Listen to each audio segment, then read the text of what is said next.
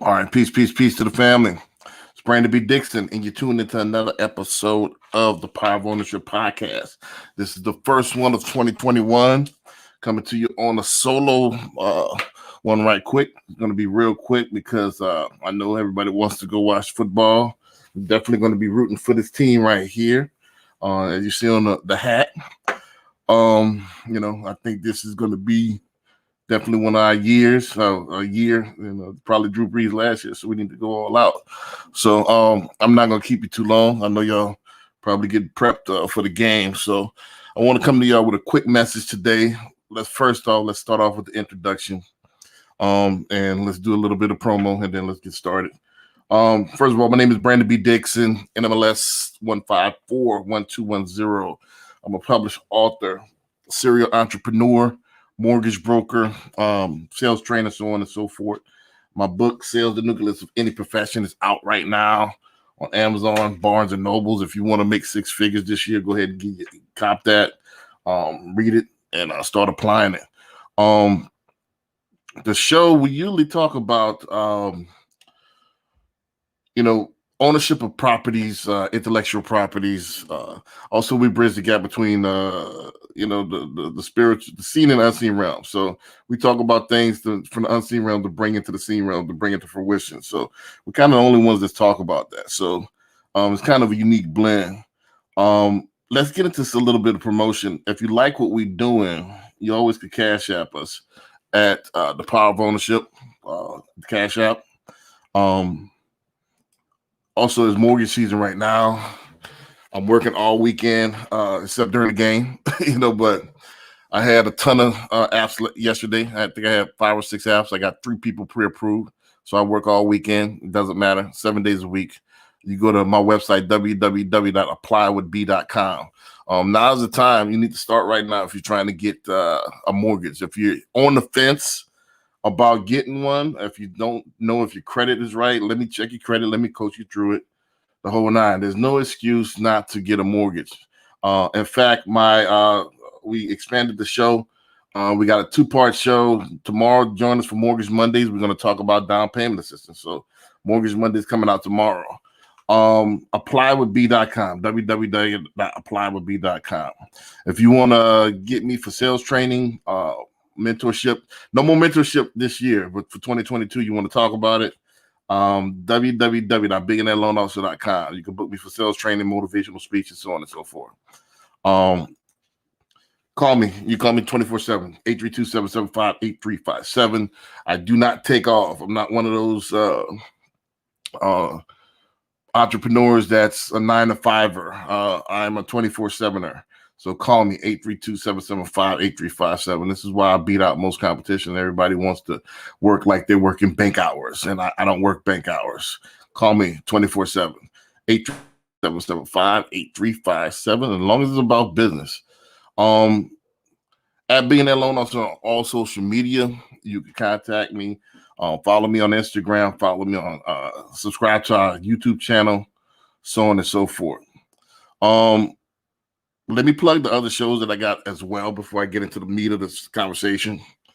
Mortgage Mondays is going to be every Monday. I got my co-host, Chris Jones. He's a realtor in Houston.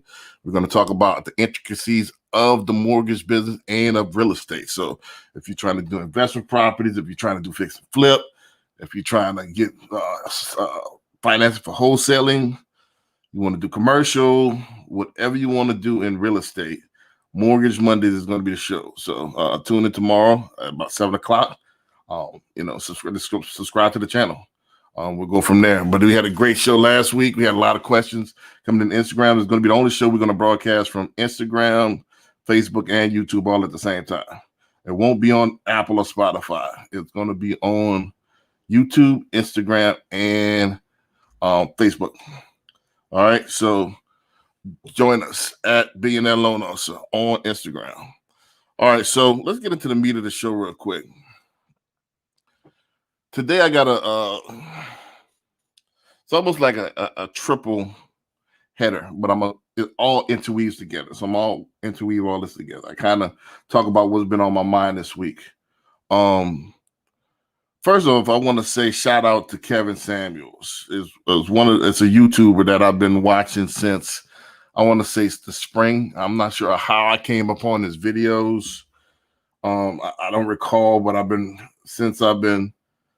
on him. I've been on him quite hard since but I've been on him quite often since I watched that first video. He talks about high value man. He talks about relationships and the difference between masculine and feminine energy.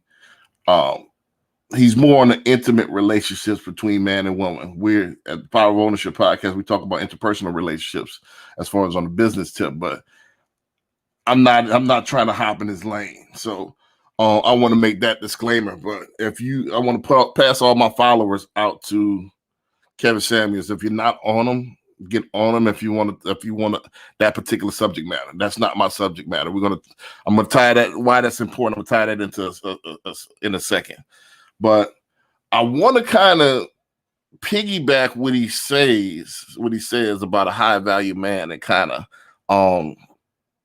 put my little spin on it. And I'm not a clout chaser, so by any means, I'm not trying to use his name to gain more followers. I'm not trying to use his name to get more clout. I'm not one of those guys. My audience is my audience. We have a unique audience. It's a little bit different. We cater to more people that want to be in that 1%, that strive to be that high value man, or that's working to get in that top 10%, top 1% of their profession. So we're on that audience, or people that's at that level already, trying to maintain it and get even better and better and better. So we cater to that audience. His audience is more of an people that's in that category already, as far as intimate relationships, dating and stuff like that. That's more of his lane. So I don't want to get the lanes mixed up, but I do want to give him some props, and I do want to put my little spin on what he does. As far as high value man, go ahead and look at his videos, what he defines as high value man, which is basically, making over $100,000 per year. It is adjusted per city for 5 years consecutively. Having a network of like-minded individuals. And he has a couple other stipulations as well, but mainly it's the income. And what he defines as high value woman is, being somebody fit, feminine, cooperative, and supportive. So it really has nothing to do with their income, which is contrary to a lot of, belief that people, that women value themselves or think they get up a couple of more points because they have a PhD. So he goes into that in depth. I want to put my spin on it. I agree with him, 100%, but I would break it down a little bit different. I would go, there's such thing as being a good man, and then there's good at being a man, and not many are both. And my definition of high value would be someone that's capable of being both. Let me break each down and I'll go from there. Good man is, one that's of moral character, one that, that is trustworthy, one that has high standards and high value system, high moral standards. And when I say moral, I'm talking about moral as opposed to what we've been, this Roman Victorian morality that we've been encased in. So they have a high moral IQ. And they always take the high road and the high ceiling. The higher thing of anything. They always go reflect what they do in their higher self. That's a good man. Also, there's people that's good at being a man.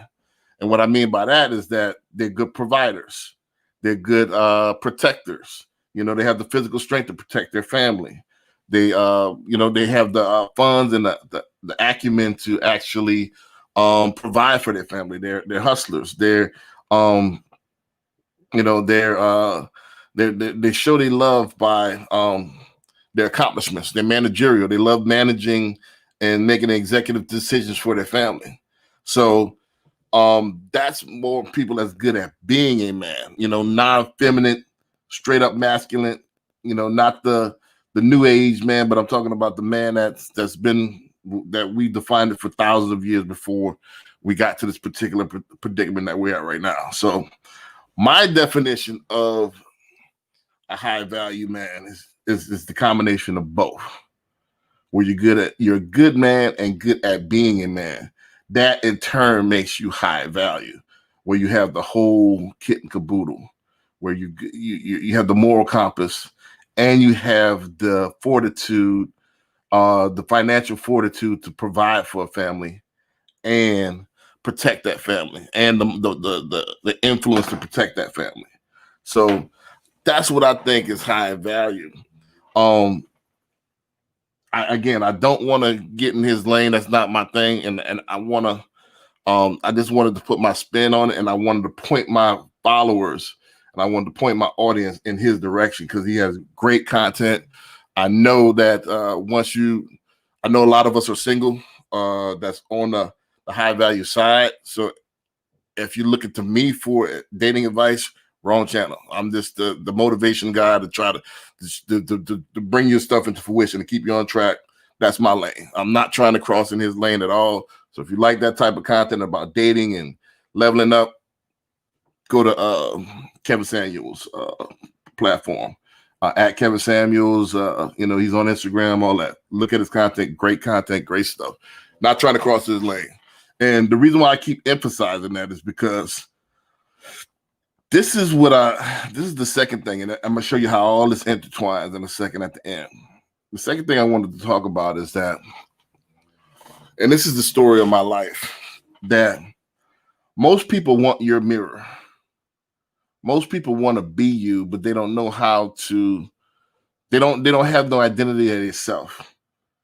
They see what you've done and see your accomplishment, and it looks cool, so they think they could do it, and they think they could not only do it but do it better than you. It's crazy. I see it all the time. I see it on Instagram. I've seen it since I was a kid. Everybody likes to copy what somebody who's a trendsetter does and think they're going to get the same reaction, if not better, which is crazy. I'm gonna give you the solution to this, but let me dive into my rant a little bit deeper. I mean, even family members. I mean, they've seen I've seen people. I used to rap, 20 years ago and 15 years ago, and all of a sudden they pop up. They want to rap, and I've been writing since I was a kid. I've been writing. I wish I would say some of my third grade papers. I used to write stories for my journal, and I used to get straight A's, and the teacher used to make me read them in class and stuff like that. I used to write straight up sitcoms and stuff like that, straight up episodes of People's Court and stuff like that for my journal. I was just gifted as a writer. I've always been gifted as a writer. So when it came to making poetry to beats, it was just like a natural thing. It was nothing forced. So I found my lane as a kid, and I stuck to my lane.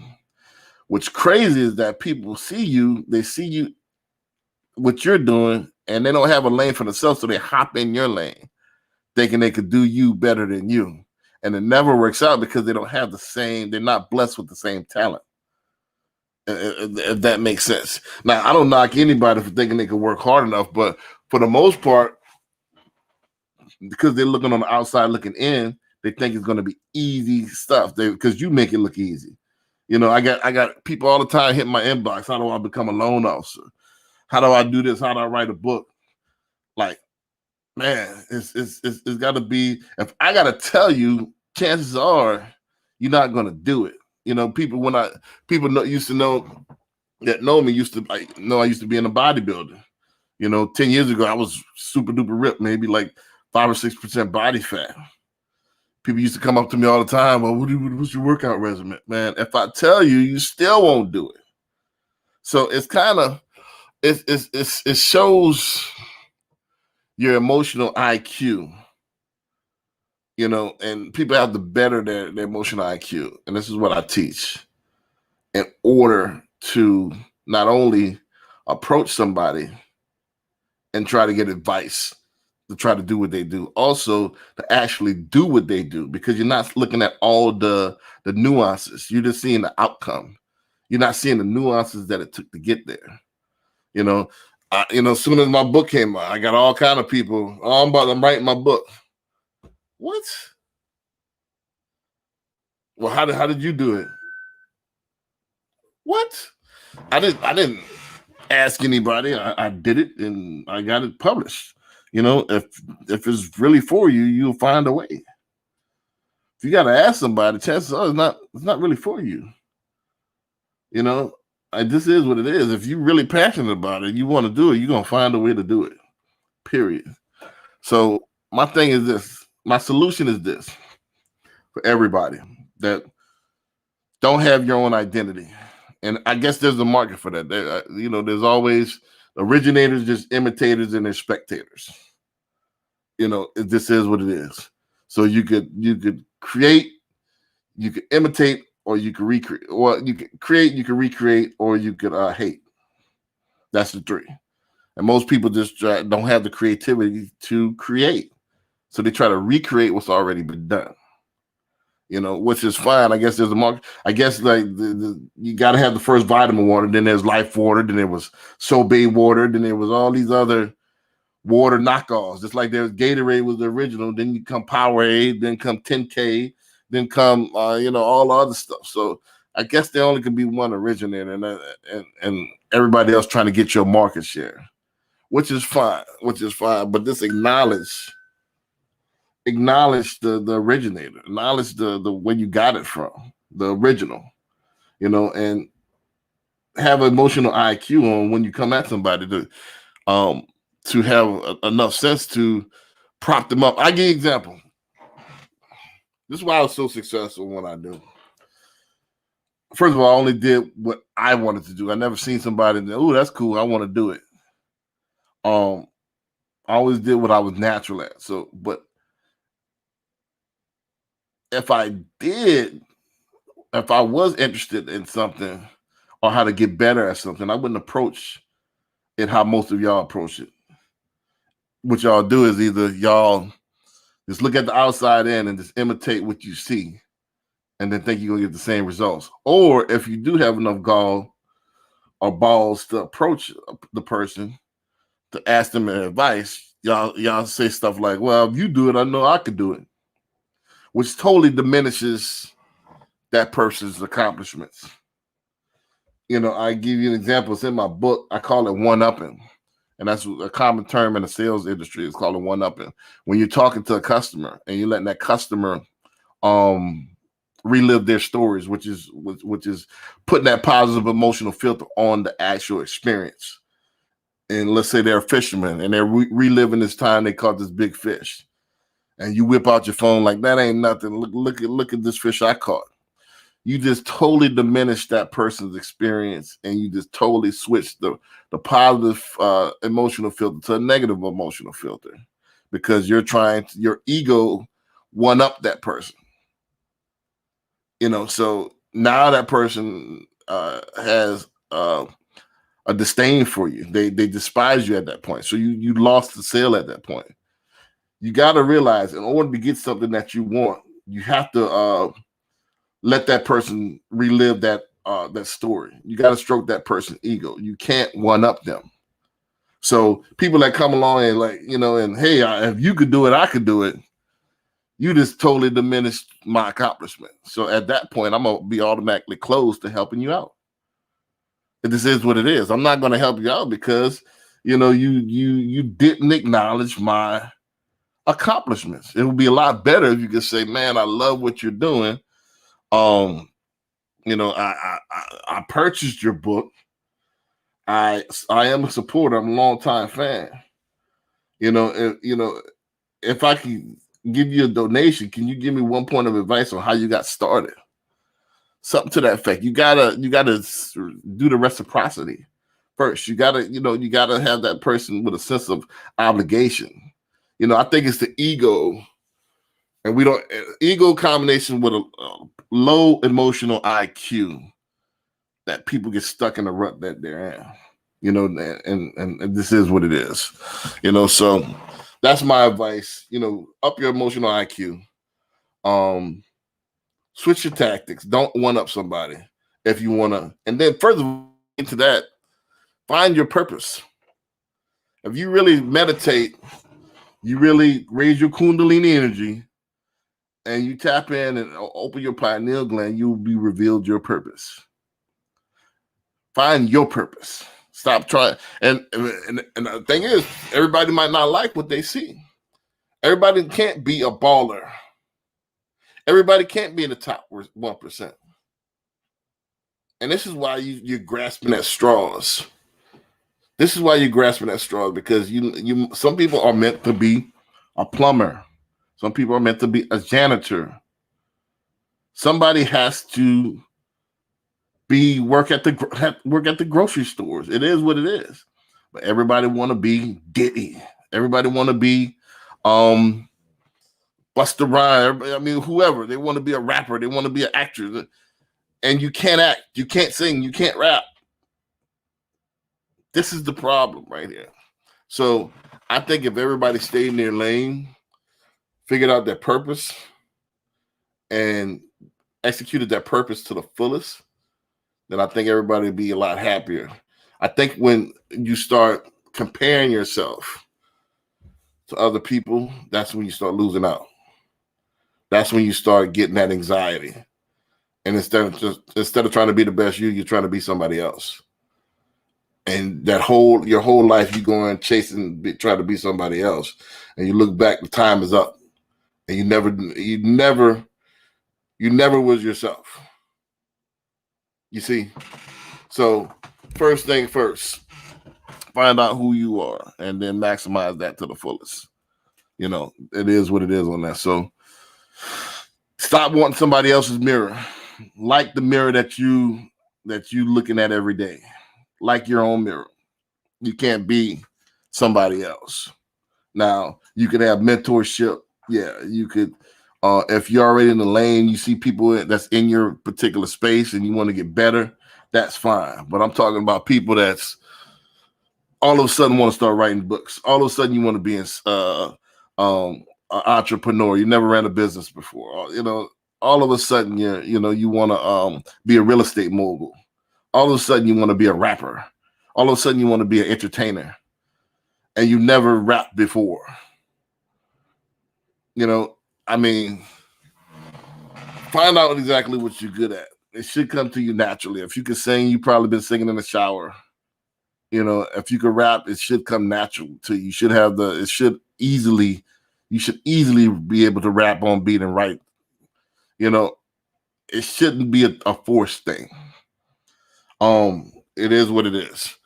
The last thing I want to touch on, and I'm gonna bring it all together, and I'm gonna get out of here, is that I'm gonna probably do a whole lecture on this. And my thing is, you gotta forever stay fly. And what I mean by you gotta say F last year. And what I mean by that is that a lot of people rest on their laurels. They always, I call them the Al Bundy type, where Al Bundy's keep talking about these 4 touchdowns he scored in one game in high school. And they don't live in the now. They keep reflecting on last year or 10 years ago, 20 years ago, where they actually made a play. That's just like a basketball player or something. All right, I scored 2 points at the beginning of the game. Y'all don't remember that? Nah, we don't. The game goes on. You got to continue to make plays. Continue to make plays while the game is in play. You can't just rest on your laurels. So forget last year. Forget 2020. Even good or bad. If you had a great year, great. Expound upon it. If you had a bad year, F it. Keep going. Learn from your mistakes and get better, bigger and better for 2021. Either way, you can't live off of last year. It happened. It's in the books. Next. Those that do will never grow. Those that still holding on to traumas from 10 years ago with the ex-boyfriend, girlfriend did them, or their mom or dad did them, you'll never grow. You got to live in the now in order to play fully. That's just like a quarterback. If you threw the intercept last week, you fixed it in practice. you can't be gun shy on throwing that same pass next time to throw it bigger and better.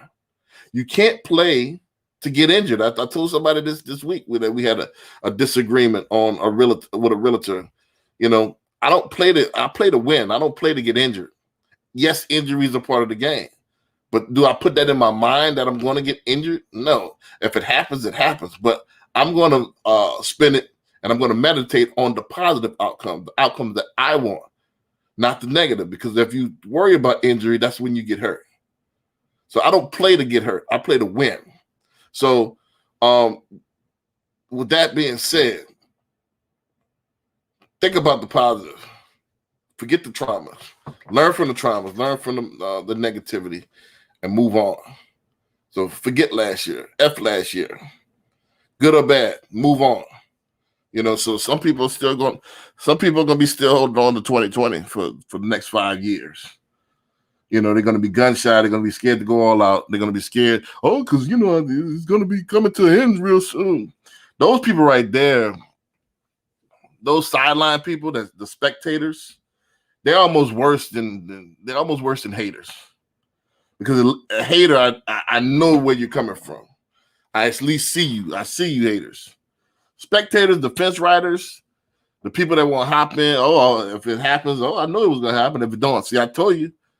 Those people are almost the worst. My motto here is God is a verb. I believe in action. I believe we're here to do something, a purpose.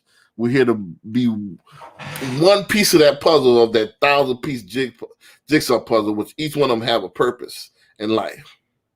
That's what we're here for. But the people that just sit on the sideline and you don't want to be part of the puzzle, what is your purpose? Why are you here? I'm going to just sit back and watch this thing collapse? Nah. If you wanted to see it collapse, help it collapse. If you want to see it prosper, help it prosper. Do something. Sitting on the sidelines and sitting there watching makes absolutely no sense to me. Why would you play a video game to sit there and watch it play? You want to play because you want to experience the video game. Whether you win or lose the game, it's for experience.